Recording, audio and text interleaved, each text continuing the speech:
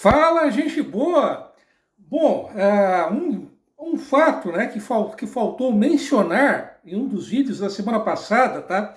É que um dos aniversariantes do dia 1º de novembro, portanto, tá? Foi o Adriano Nunes, o Adriano Nunes, que popularmente é conhecido como Mago. Se você é do outro lado não tem a menor ideia de quem eu estou falando, tá? Para que vocês saibam, né? Esse indivíduo, né? Ele é possivelmente o cara, o torcedor mais folclórico e mais maluco do Caxias, né? Ele virou uma espécie de um torcedor símbolo, né, do clube, né? E, como é mais do que sabido, né? Ele é um torcedor fanático, né? Inclusive eu estou com essa camisa em homenagem a ele, né? Ao dito cujo, né? Do Clube de Regatas Vasco da Gama, né? Quem acompanha futebol, né, soube, né, já está mais do que sabendo, né, que nos últimos jogos o Vasco ele acabou levando duas sacoladas, né, de 2-0 do São Paulo e de 3-0 no clássico contra o Botafogo, né? Então, em função disso, né, surgiu, né, o boato de que ele teria pedido asilo na Mongólia, né, de que o Mago teria pedido asilo na Mongólia. Então, iniciando com essa notícia, né, que é uma notícia, sem sombra de dúvida, importantíssima, né, que com certeza está sendo uma das notícias mais comentadas do Brasil no momento, ou seja, o pedido de possível asilo do Mago na Mongólia, em alguma cidade lá nos cafundós da Mongólia, né? Agora eu irei finalmente falar sério, né? Falar que é aquilo que nos interessa, né? Que é a história de Joinville, né? Bom, abobrinhas à parte, tá? Agora finalmente falando sério, tá? A primeira foto que eu irei mostrar a vocês, né? É desse mal acabado aqui, tá? Depois eu irei falar o nome do cara, né? Então a primeira foto da semana é desse indivíduo aqui, né? Que está com cara e que está vendo o Ronaldinho Gaúcho na praia trajando uma minúscula sunga, né? Daqui a pouco eu já chegarei lá e direi quem é esse cara, tá? As próximas fotos, tá? Que eu tenho a mostrar a vocês são essas fotos aqui, tá? Só um instante que eu já me situarei aqui para vocês, tá? Essa foto aqui, tá? Ela possivelmente foi batida em 1942, caso 1941, minto, né?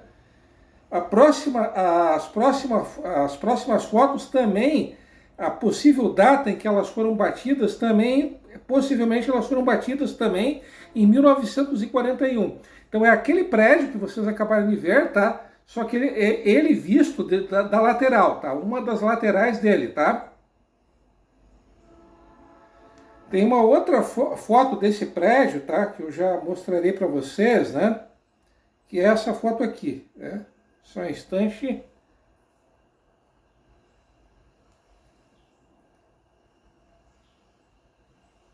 Acho que vocês já estão vendo, né? E por último, né? A última foto é essa foto aqui, tá? É o mesmo prédio que vocês acabaram de ver, tá? Só que ele numa situação bem, eu diria até que triste, né? Esse prédio já quase que em ruínas, né? Acho que vocês já o estão vendo, né? Opa! Sim, eu acredito que agora vocês já estejam tendo uma boa visualização dele, tá? Bom, mas então vocês devem estar até imaginando. Então esse prédio aqui, cujas fotos vocês acabaram de ver, era a casa em que morava aqui o maluco, que morava aqui o cara, aqui o que está vendo o Ronaldinho Gaúcho só de sunga? Não. Embora não tenha sido a casa dele, esse prédio ele existiu por causa desse cara aqui, tá? Bom, agora finalmente, né, seguindo aquele velho mandamento do mestre Fred Krueger, e todo o mandamento do mestre Fred Krueger, ele não se discute, ele se segue, né? Bom, afinal de contas, a pergunta que obviamente vocês estão fazendo, quem é esse cara? Bom, essa história, tá, ela teve início no dia 28 de abril de 1857, tá? Nessa data, tá, que eu acabei de mencionar, 28 de abril de 1857, partiu do porto de Hamburgo, tá, um navio veleiro chamado Canton, tá? O Canton, como era mais do que comum na época, ele levou quase 3 meses de viagem, tá? Ele saiu, como eu acabei de dizer, ele saiu no dia 28 de abril e ele só chegou em São Francisco no dia 14 de julho de 1857. Eram 110 pessoas.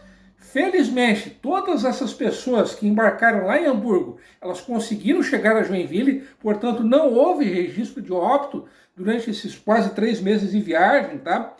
E entre esses imigrantes, tá, havia um francês, tá, que era o Louis Bertrandi, tá? O Louis Bertrandi, ele era bastante jovem, ele tinha 23 anos nessa ocasião, ele era agricultor e ele era procedente de uma cidade bem pequena chamada Figaec, né? O C mudo no final, né? E além desse francês, desse francês solitário, né? Desse rapaz de 23 anos, né? Haviam 3 austríacos, tá? Da cidade de Krakau, né? Que era uma família, que eram os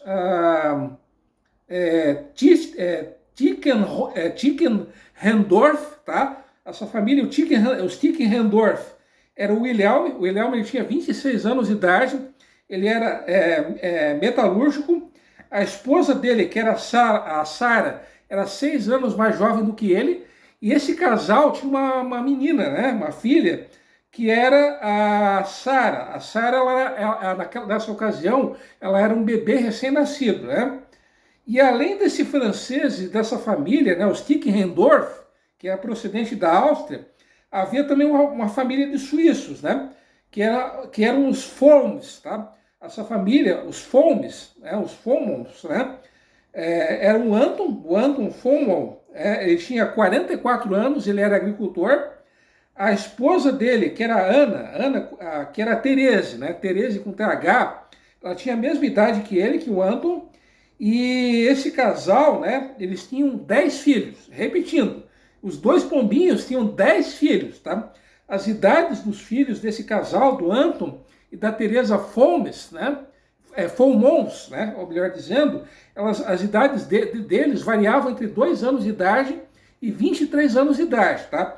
Então, exceto, né, tirando esse francês, esse imigrante francês, essa família austríaca e essa família de suíços, todos os demais imigrantes que vieram pelo navio Canton, eles eram, entre aspas, alemães. Eles eram de Holstein, eles eram da Prússia, principalmente da Prússia, eles eram de Württemberg, eram de Mecklenburg, de Hannover, enfim, de regiões que hoje fazem parte da Alemanha, né? Curiosamente, tá? No geral, a grande maioria desses imigrantes, ou eram a maioria deles, né? Ou eram agricultores ou eram operários. Então eram pessoas de uma condição social bastante modesta, né? Com uma ou outra exceção, tá? Entre essas exceções, tá? Três desses imigrantes, 3 dessas 110 pessoas, né, que vieram pelo Canton, eles acabaram viajando em primeira classe, tá? O primeiro deles foi o W. Arons, né? O W. Arons. Ele tinha 22 anos de idade, era agricultor, e ele era de Hannover, para ser mais exato, de uma cidade chamada Lineburg, né? Lineburg, não é Linenburg, é Lineburg, tá? Esse imigrante, né, o Arons, ele acabou reimigrando para a cidade de Rio Grande, para o Rio Grande do Sul, né? De todos esses imigrantes, foi o único que acabou reimigrando, acabou se mudando para outra cidade. Todos os demais imigrantes, eles acabaram se radicando em Joinville mesmo, né? E os outros passageiros que viajaram na primeira classe, tá? Foram o R. Lindemann, que era econômico. O econômico seria equivalente hoje a um administrador de empresas, né? O R. Lindemann, né? O R. Lindemann, com 2 N's, né? Ao final, ele tinha 23 anos, também era dessa cidade, de Lüneburg, em Hanover, né? E por último, o terceiro e último imigrante que viajou pela primeira classe, tá? Foi o J.H. Stubb, né? Stubb com S mudo, tá? O J.H. Stubb, ele era natural de Altona, e ele, nessa ocasião, ele tinha 27 anos de idade. Na época, ele tinha cidadania dinamarquesa, né? Essa região de Altona, ela está localizada na região de Holstein. Ou, como eu já mencionei incontáveis vezes, essa região de Holstein, né, que lá em 1857 pertencia à Dinamarca, hoje ela faz parte da Alemanha, né? Ela faz parte do estado de Schleswig-Holstein, né? Mas aí talvez algum de vocês deva estar se perguntando, mas de todo esse povo, teve algum deles que acabou tendo destaque posteriormente? Sim, dois deles, por sinal, tá? O primeiro deles, tá? Uma dessas famílias que vieram por esse navio, pelo Canton, foram os Hansen, tá? Que eram o Nicolas, que tinha 37 anos, era agricultor, a esposa dele, a Magdalena, com G mudo, Dalene, tinha 29 anos de idade, e esse casal, o Nicolas e a Magdalene, eles tinham dois meninos, né? O Johan tinha 6 anos de idade e o Nicolas, né? Que portanto tinha o mesmo nome que o pai, ele tinha 4 anos de idade. Essa família, né, os Hansen, que como todo mundo sabe, é a família proprietária da famosa marca de tubos e conexões Tigre, né? Eles descendem justamente desse menino que tinha 6 anos de idade, lá em 1857, do Johan, né? O Johan, ele tem uma história bem curiosa, tá? A princípio, a família Hansen, ela era uma família de católicos, né? Eles eram procedentes eles eram da Prússia, eles eram prussianos, eles eram procedentes de uma cidade bem pequena chamada Velhibille, né? Esse era o nome da cidade, repetindo, Velhibille, né? Billig, né? Esse era o nome da cidade do qual eles saíram, né? Repetindo, essa cidade, ela estava localizada no então Reino da Prússia, tá? Como eu acabei de dizer, eles eram católicos, tá? E a princípio os Hansen, eles se radicaram na Estrada da Lagoa. Essa localidade da Estrada da Lagoa, ela faz parte hoje, né? Ela faz parte daquela parte rural do bairro Vila Nova, tá? Quanto ao Johan, tá? O Johan, ele passou boa parte da vida dele nessa localidade da Estrada da Lagoa, né? Ele, a princípio, ele se casou com a Augusta Neuendorf, né? A Augusta Neuendorf, ela acabou falecendo, né? E o nosso amigo Johan, ele acabou se casando em segundas núpcias, né? Com a Susanna Verkrusen, né? A Susanna Verkrusen, a exemplo dele, ela também era viúva, né? E esse casal teve uma descendência bem numerosa, né? O Johan e a Susanna, né? E o curioso é que, embora ele fosse católico, ele foi enterrado no que hoje é o cemitério dos imigrantes, né? Na época, o cemitério dos imigrantes, ele era conhecido como cemitério luterano, ou cemitério protestante, como vocês queiram, né? Mas por que raios esse cara que era católico, né, um católico da Gema, por que ele foi enterrado num cemitério luterano, né? Obviamente vocês estão perguntando. Bom, ele foi enterrado no que hoje é o cemitério dos imigrantes, sob autorização do Gustav Hilling, né? O Gustav Hilling, ele era nessa ocasião o prefeito de Joinville.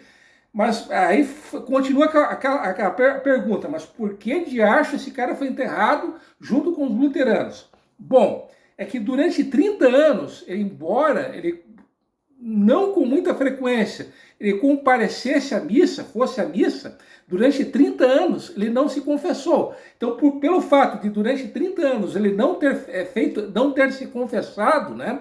O Padre Carlos, que em um vídeo bem recente eu contei um pouco da história do Padre Carlos, o Padre Carlos ele acabou proibindo o nosso amigo João, o Johan Hansen, de ser enterrado junto aos demais católicos, tá? Para quem não sabe, o antigo cemitério católico de Joinville, ele existiu nos fundos daquele prédio, muito bonito, por sinal, onde antigamente funcionou o Hotel Antúrio, né? ali próximo da atual ali próximo da catedral, tá? Esse cemitério católico, ele existiu de 1870 até 1913, né? Então, ao invés de ser enterrado nesse local que eu estou mencionando, ele acabou sendo enterrado no cemitério dos imigrantes. O curioso é que tanto o Johann quanto o pai dele, o Nicholas, eles faleceram na mesma data. Foi 15 de novembro de 1899, né? Aqui a minha fonte não especifica o motivo, a causa da morte dele, tá? Só para que você saiba, a minha fonte é esse livro aqui, tá? O livro Os Imigrantes, de autoria da Raquel Santiago e da Maria Teresa Begel, ambas, né, já falecidas, né? Bom, como esse vídeo já está longo, grande e insuportável, ficarei por aqui e, obviamente, trarei mais curiosidades no próximo vídeo, beleza? Então, até lá!